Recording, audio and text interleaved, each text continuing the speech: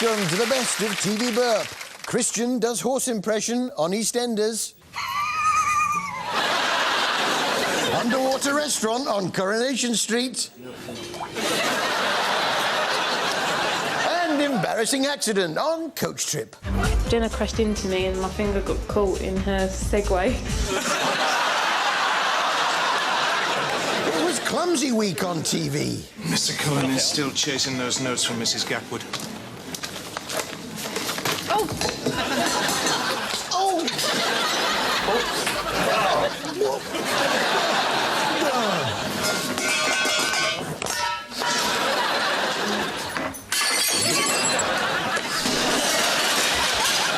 Come on, now I've got... Oh! Excuse me.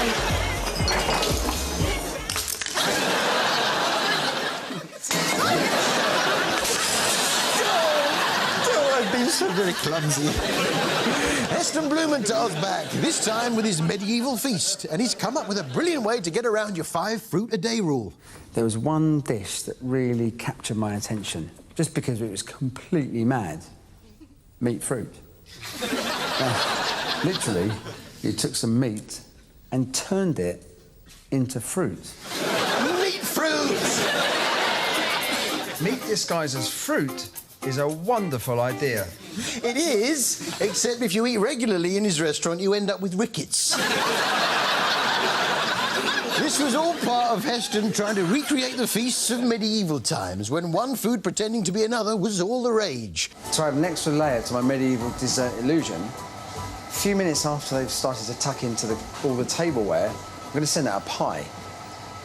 But it is a pork pie with no pork. In fact, it's got no meat in it. It's actually ice cream to look like meat. Why can't you be normal? I've got my own version of that.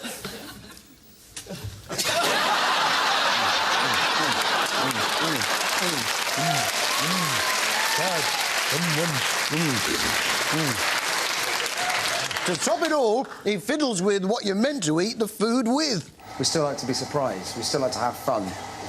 And if you can do it whilst at the same time making the food delicious, then I think that's fantastic. So there is my edible knife. Just need to do spoons now. Yeah, chocolate knife. The problem with that comes when you wait a little too long for your main course and eat your knives and forks before it arrives. That's why I always carry with me a curly whirly. Yeah.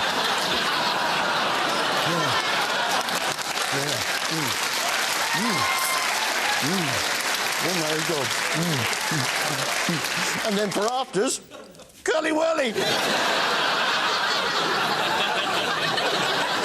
Now, last week we showed a wobbling jelly as part of our Heston Blumenthal section. Well, it proved so popular that we're bringing it back as a regular item. This week it's the turn of the red rabbit jelly. Now, ladies and gentlemen, I give you the wobbling jelly.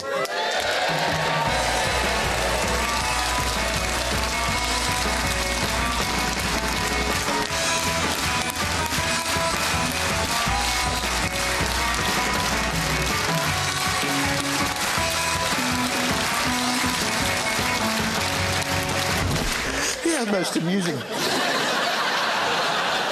You are what you eat now. And this time it was the turn of Jackie. What have you got here? I have got a cinnamon swirl. Do you think this is going to stop you from getting fat? Yeah, how could a cinnamon swirl stop you from getting fat? Well, if you take 2 of them and put them over your eyes when you go past the bun shop. The only problem with that is, with the cinnamon swirl, you can... Oh, look, it's a bun shop. I'll have a cinnamon swirl, please. Poor Jackie. She got so hungry she tried to eat the camera.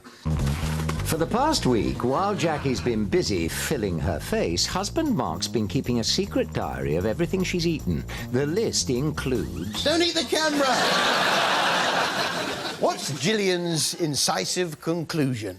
In my opinion, Mark, these foods are making Jackie fat. No.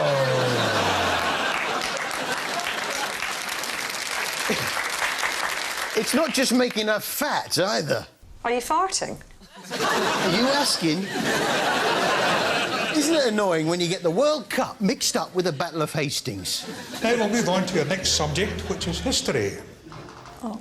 What year was the Battle of Hastings? 1066. 1066. 1966.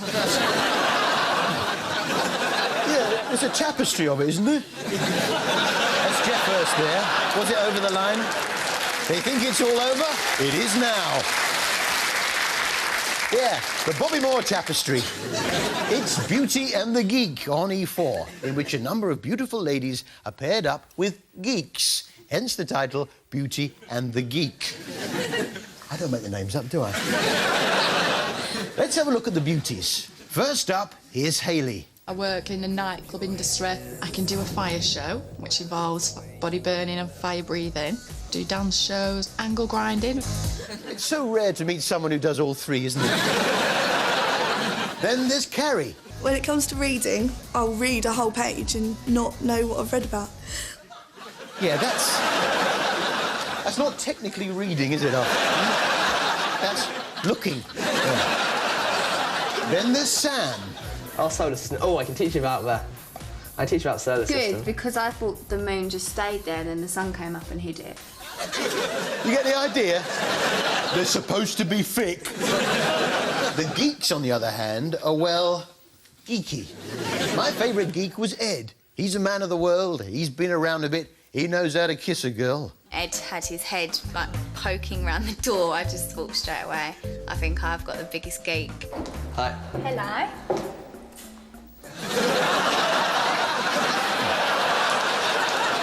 The last time he kissed a girl, it was preceded by the words, "Good night, Mum." Now, in years gone by, if you were a young man, you might dream of flying a Spitfire over the white cliffs of Dover, lifting the World Cup aloft before an adoring home crowd, or defending your family against imminent invasion.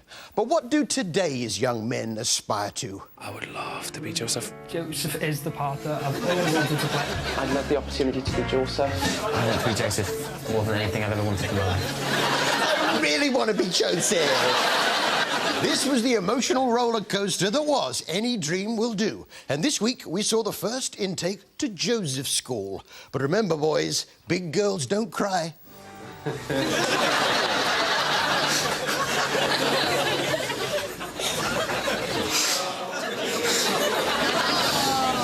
A right bunch of Josephs, if you ask me. And how does Andrew Lloyd Webber feel about the new series? In 4 months' time, the curtain goes up on Lord Andrew Lloyd Webber's new West End production. It needs a leading man. Who that is will be up to you. Again. We've got a lot more to prove this time, because does lightning strike in the same place twice? Sorry, Lord. On EastEnders this week, it looked like Stacey's mum's batteries were starting to run down. Oh, just leave then.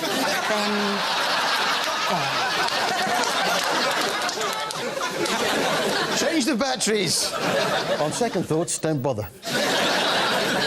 Bianca's relationship has hit the buffers because her partner is a pervert. That didn't stop Pat from giving her the benefit of her experience. But you've got to make time for romance. When me and Frank were together, whatever else was going on, I always put my face on, wore my best undies. It's hard to know which you found most alluring, the face or the undies. It also begs the question, what occasions were the worst undies saved for? I think we all divide our undies up into best, day-to-day, and worst undies. Before you ask, the answer is best. She didn't stop there. No, Pat then proceeded to get out a little box of tricks. What you got in there? Oh, a few things that have helped me along over the years. Oh. How about these? They've never failed me. Got my own things. Besides, he ain't going to want them, is he? Well, think about where he's just been. Oh. Never mind. Tell him where that came from.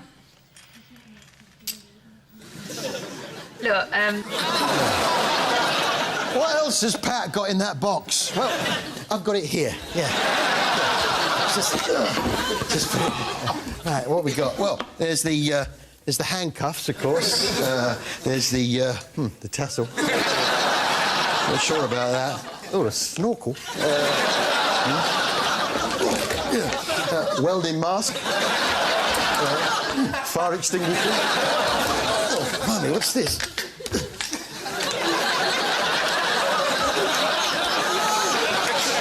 A ladder. A glove. Fine. What's this?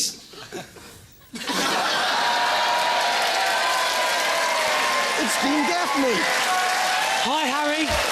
You ever seen my stepladder anywhere, have you? No, I haven't. Which brings us to our TV expert of the week. TV expert of the week. Nick Mooney is one of Tasmania's top wildlife biologists and has studied the Tasmanian devil in the wild for 30 years. He is the first to see the photos taken by Christo Bars. My initial response when I saw the pictures was, Christ, what the hell was that?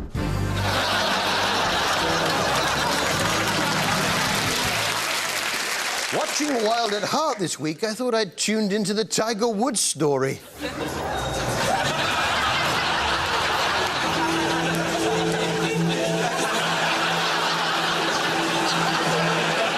What I like about Wild at Heart is the noise they make when they kiss. Careful, Miss Collins, before I change my mind. What if you do? I'll take you for a spin in my caravan. It wasn't all kisses. No, there was time to simply enjoy watching a young lad playing with his toys. I wondered what he was thinking.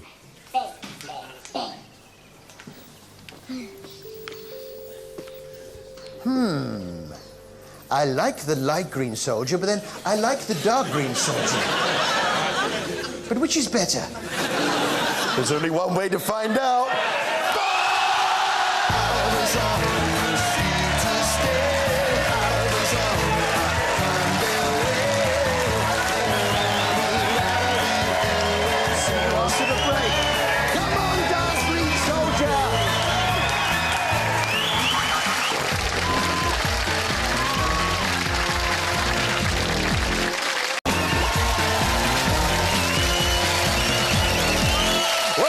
To the best of TV Burp. Sexy Blanket on Home and Away. Oh, hey, boys, do you know if Miles is home?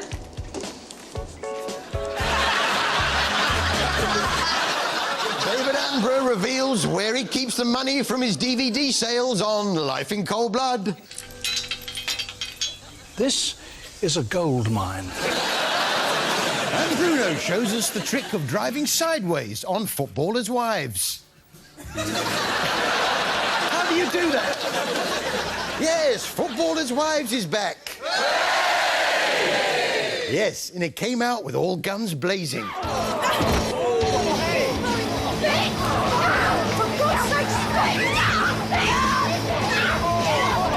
Blimey, this could turn nasty. I'd better break them up. Come on, girls, it's not working.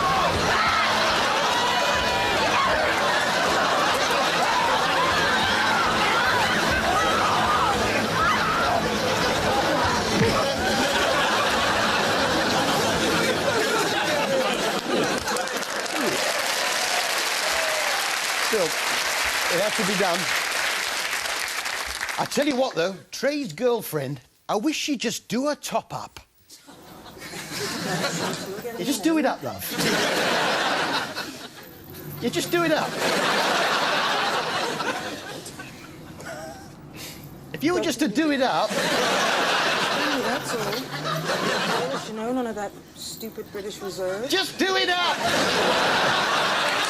Earlier in the week, I lent Jimmy Osmond my scarf, and I still haven't had it back. That was beautiful. I was moved by that massively. That is what opera is about, having that connection.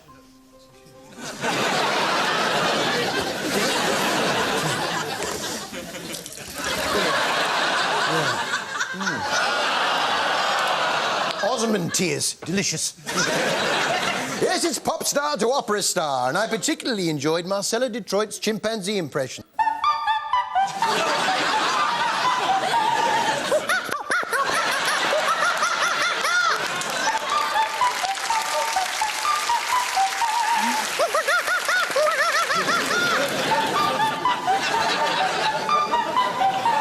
Why does she keep telling me it's my dinner time?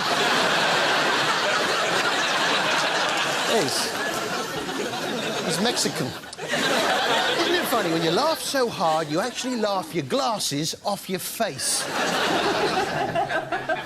All right, two checks. And on top of it, I love what I do. You'd love working. Yeah, but think of the future. I am the future.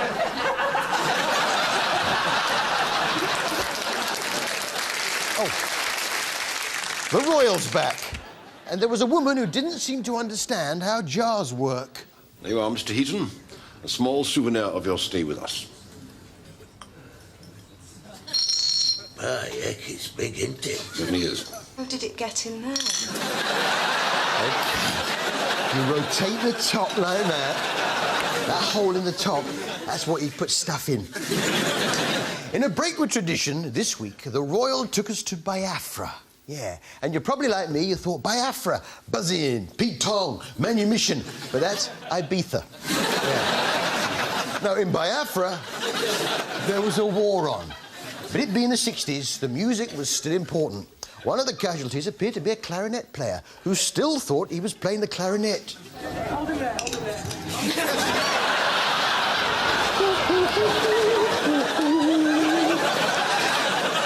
It was interesting to see the actors on Lark Rise to Candleford discussing the average age of their viewers this week. 100.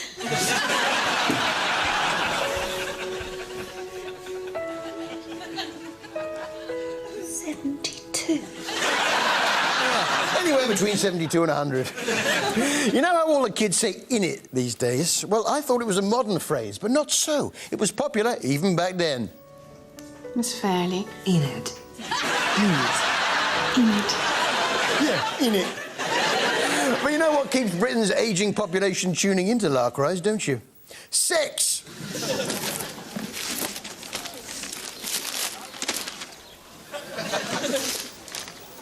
Thomas, you have bought me underwear.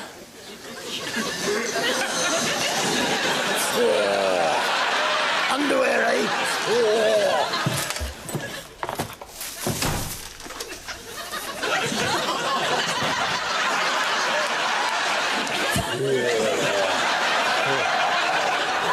Sausage.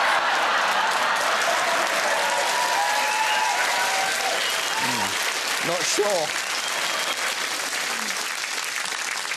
What a week it's been on Coronation Street. What's that, Ashley? Burst your agents, pay over odd strip fight, and then fork out for a cab home.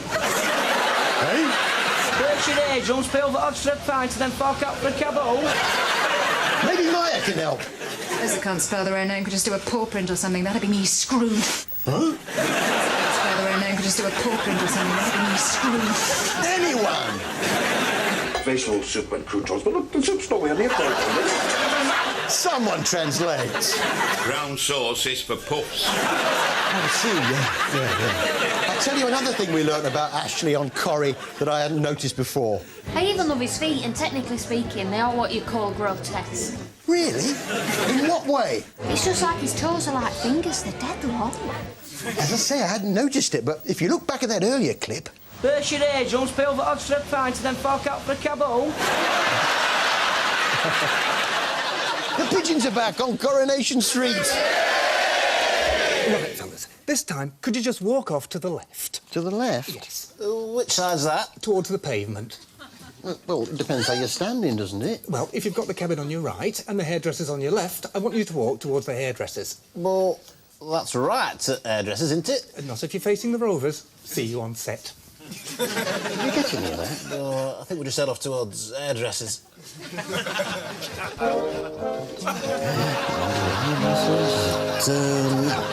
the hell are you going? You said right. That's left, you bird. Which brings us to our TV highlights of the week. TV highlight of the week.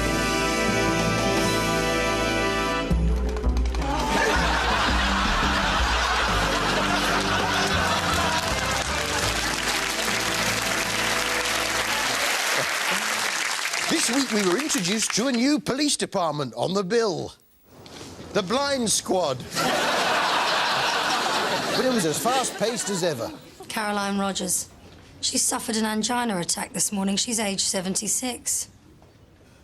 Medics say it's more than likely due to the stress caused by having her handbag stolen by you. That girl was a nasty piece of work.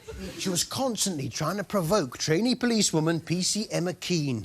Do you know how hard the courts are going to come down on you? This is what I think of your courts, and this is what I think of you. Yeah, it didn't end there. This is what I think of your courts, and this is what I think of you.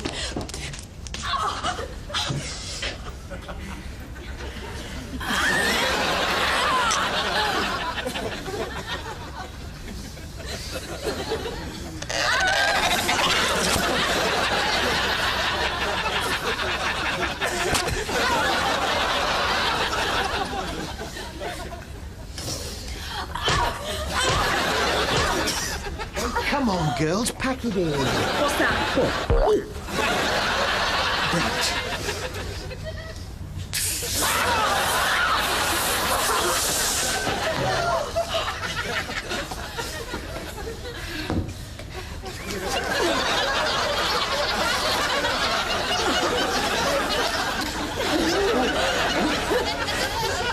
Right, that does it. That's all we've got time for. Good night.